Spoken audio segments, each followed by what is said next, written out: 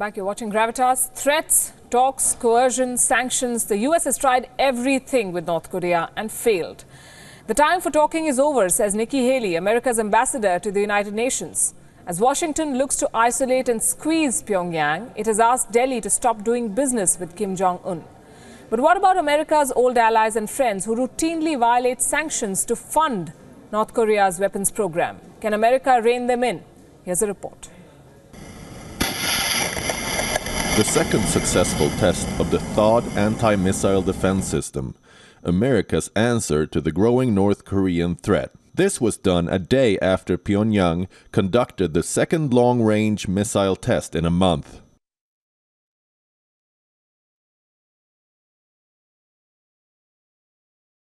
The first, on 4th July, showed the missile could reach Alaska. A furious Trump went ballistic on China. Trump tweet, quote, "I'm very disappointed in China. They do nothing for us with North Korea. Just talk. We will no longer allow this to continue. China could easily solve this problem." His government also asked India to limit its engagement with North Korea. On the face of it, just a suggestion in the larger American effort to isolate Kim. But look deeper and you see America's hypocrisy, perhaps even helplessness. Let's start with where Delhi-Pyongyang bilateral trade stands. India's exports last year were $110 million, a drop in the ocean compared to China's and that of some American allies. This too had dropped by over 30% this year. In keeping with UN resolutions, India has banned all trade except for food and medicines with North Korea. The government has prohibited companies from supplying arms, nuclear-related material, or technology to Korea. Now, look at how the others fare. European countries have long been violating American and UN sanctions. Earlier this year, Belgium allowed sanctioned North Korea banks to access SWIFT, a secure financial messaging service for transferring money internationally. North Korean hackers used it to steal $1 billion from the Bangladesh Central Bank. Austria sold ski equipment for Kim's chalet, saying it's not a violation of the UN's luxury goods ban. American ally Singapore has been famously evading sanctions. One Singaporean company serves as a conduit for providing luxury goods to North Korean elites. 2 years back, Singapore's Chinpo Shipping was charged with facilitating a North Korean arms shipment and helping to process over $40 million. Kuwait, Oman, Qatar, and UAE employ North Korean labor.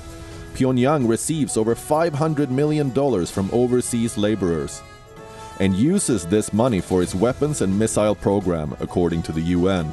North Korean workers participated in the expansion of the Al Dhofar air base in the UAE, which is home to US troops fighting the ISIS.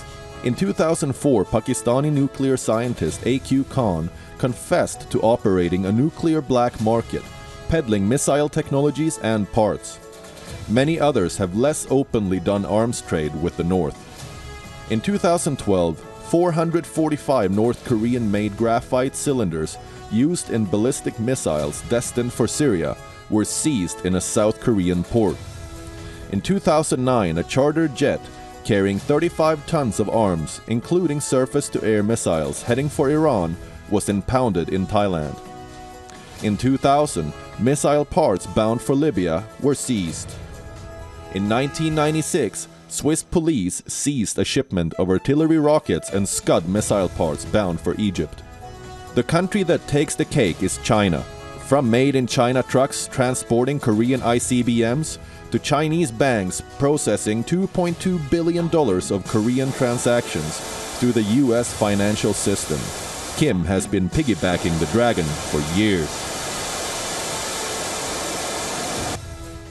It's not for nothing that America is upset, but instead of asking India to limit its already limited engagement, why doesn't Washington look closer home?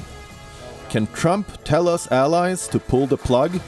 Can he tell Gulf nations to send back Korean workers? Can he tell Pakistan to clamp down on the illicit arms trade? Bureau Report, WION. And joining us this evening from Washington is Raymond Curry Jr., former U.S. Assistant Secretary of Commerce, Trade Development, and also advisor on U.S.-India relations. Good evening, Raymond. Good to have you on the show. Is this a case of U.S. trying to preach to the choir? Because India's engagement with North Korea is already very limited. How about trying to send this message to Saudi Arabia or China or Pakistan? Well, I think we're trying to send that message to all of those countries. There's no question about it. But on the 26th of June, Prime Minister Modi and President Trump did agree very solidly on mutual steps to try to rein in the irresponsible regime of North Korea. So, you know, two wrongs don't make a right. It's not a question of one person being able to do it, and so therefore everybody ought to be able to do it. And I think that India recognizes that they have a stake in reining in North Korea just as much as the U.S. does. After all, those missiles could hit India as well as they could hit Alaska or other parts of the U.S. Why, or rather, how have countries like Belgium and Singapore violated sanctions for years and gotten away with it? Did the U.S. not know? Was the policy of strategic patience seen as a go-ahead of sorts to do business with North Korea? How did it work? Absolutely not. You know, sanctions have been imperfect. And it seems to me that the way forward is to try to make the sanctions more perfect, whether it be Belgium, whether it be Saudi Arabia, or wherever. And the United States and India are in tandem here. We are great partners in this, in trying, as both having a responsible nuclear non-proliferation policy, to be able to rein in these outriders. And it's clear that North Korea is an outlier. It is oppressing its own people. It's creating an unstable situation. So these two great democracies, India and U.S., have a lot in common on Korea, as we do throughout Asia. Stay with us, Raymond. With me in the studio is Vishnu Prakash, former ambassador to Seoul, also former official spokesperson of the Ministry of External Affairs in New Delhi. Good evening, Good Vishnu evening. Prakash. Happy to join you. Thank you so much.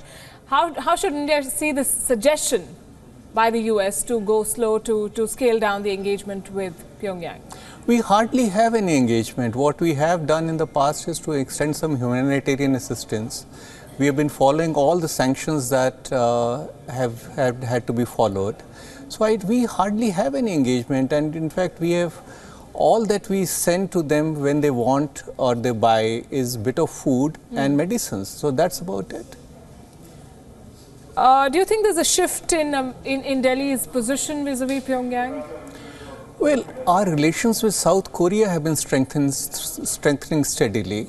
And the relations with North Korea, for the simple reason that it is an outlier, it is violating all norms, it is in violation of UN sanctions.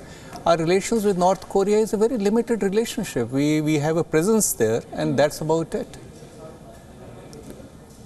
So South Korea is getting the THAAD system. The US is, of course, talking about China being able to do more. You've been in the region. How much sway does China really have? How much more can China really do if it wanted to? The only country which has any say in the matter, which can really bring North Korea to heel, is China. China is the ally, China is the protector, China is the lifeline of North Korea. But the problem is that China is not wanting to do anything, because simple reason is China does not want USA and the Western countries in its backyard. And that is why China is not playing ball. But no other country today, unfortunately, has any hold over North Korea. And the options that the world international community have are very limited. There are just no good options left. Raymond, if the US government really wants to go the whole hog, will China face something more than angry tweets from the American president? Well, I think it has to. I think that's exactly right. China is the big problem. Sanctions would work on North Korea if China were fully involved.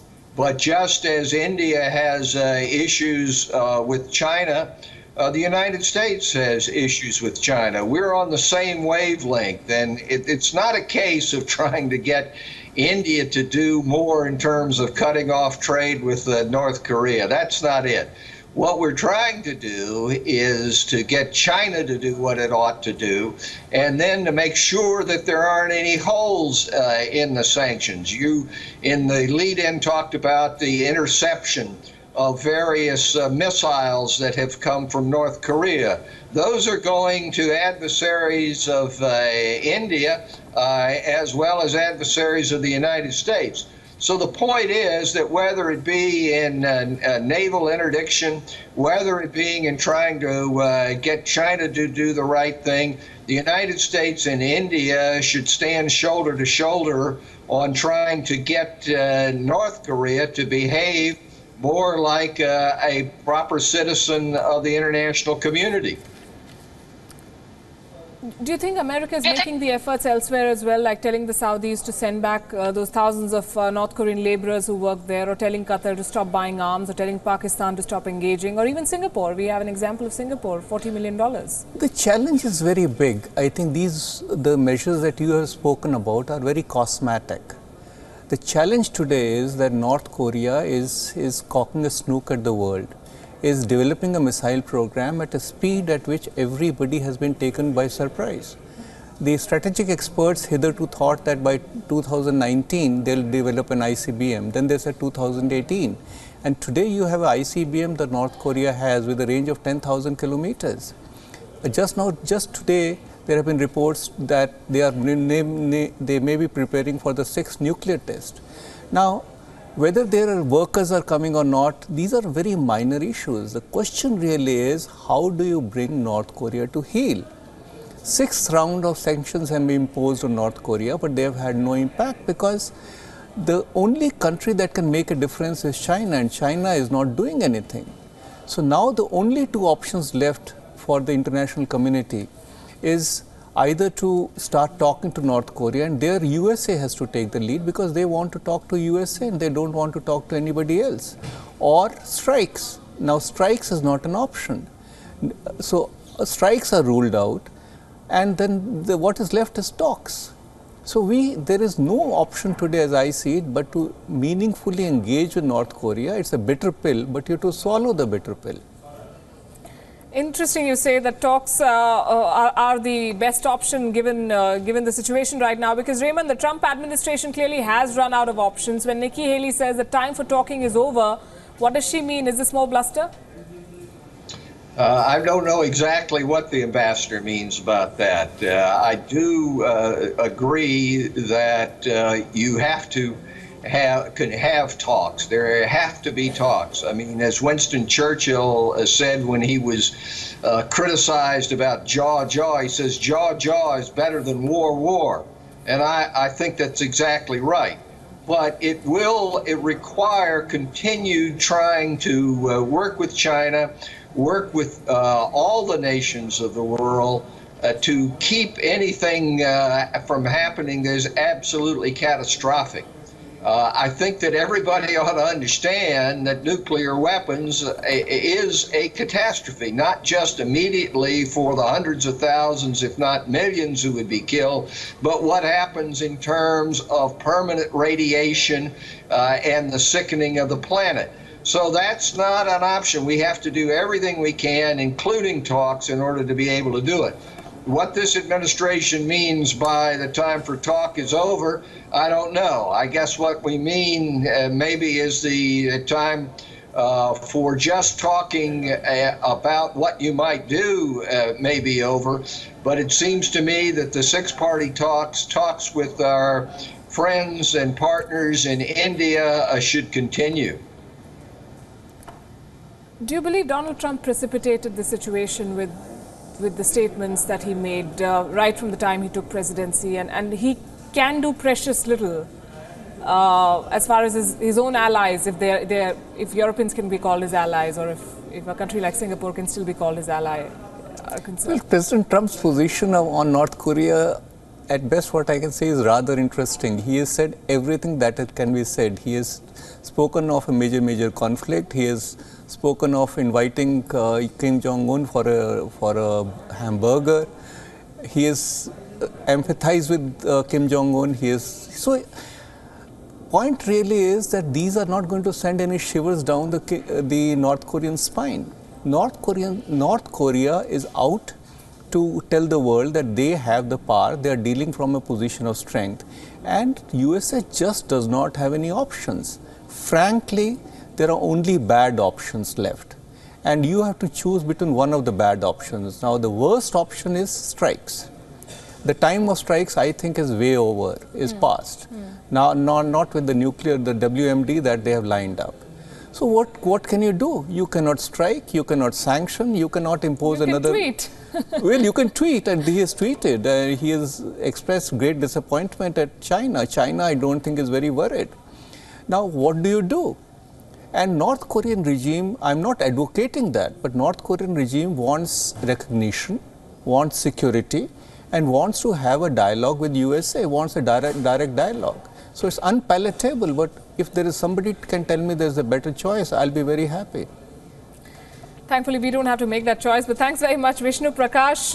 Raymond E. Vickery, thank you very much for joining us here on Gravitas. Up next on the show, we'll talk about another country whose government, the US administration, isn't very happy about what's happening in Venezuela a day after that vote.